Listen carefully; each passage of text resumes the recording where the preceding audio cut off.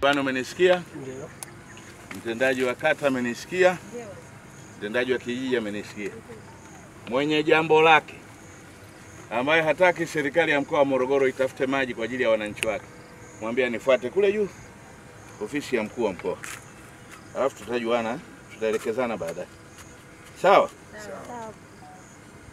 Tuwezi tukakuta watu wanakaa wiki nzima hawana maji wakati tumekalia maji malita kwa mamilioni. Hakuna kitu kama hicho. Hatufanyi biashara hiyo. Sisi Tanzania tunajuana wenyewe, tunahurumiana wenyewe. Hili ni eneo pana viwanja 11 vilitolewa kwa makosa. Na mimi nasema, mimi ndio mkuu wa mkoa, nimesema vimetolewa kwa makosa kwa sababu kuna maeneo ambayo tumekubaliana hata kama ni viwanja ambavyo vipo kwenye mchoro, lazima tutenge viwanja kwa ajili ya maslahi ya jamii. For social good, for social benefit.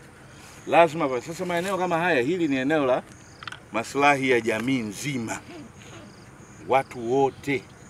Sasa unajua Mheshimiwa Diwani, kwa nini nimekunyang'anya hili? Ndio. Kwa sababu maji yanayotoka hapa ni ya maslahi ya mkoa mzima. Ya mkoa mzima ndio.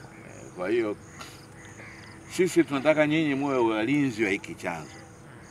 Na mimi ahadi yangu kwenu ni kwamba nikitoka hapa utafiti ukimalizika, mimi safari yangu ni kwa Mheshimiwa Juma Aweso. Mguu na njia naanzia pale kwa sababu watu wa Morogoro swala maji limekuwa swala gumu sana.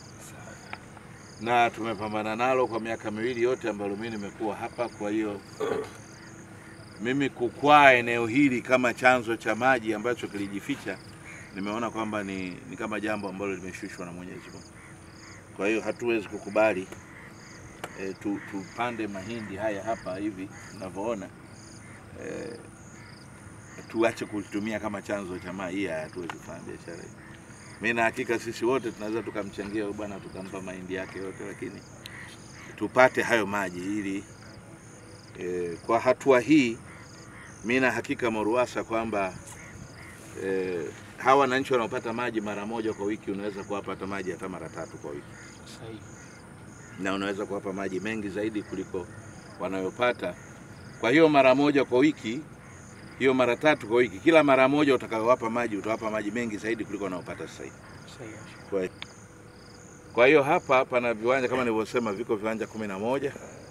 Nitawaita wamiliki wote na waelekeza waende wakakutane na kamishna wa ardhi, tuzungumze, tukubaliane kwa maslahi mapana ya wananchi wa Morogoro.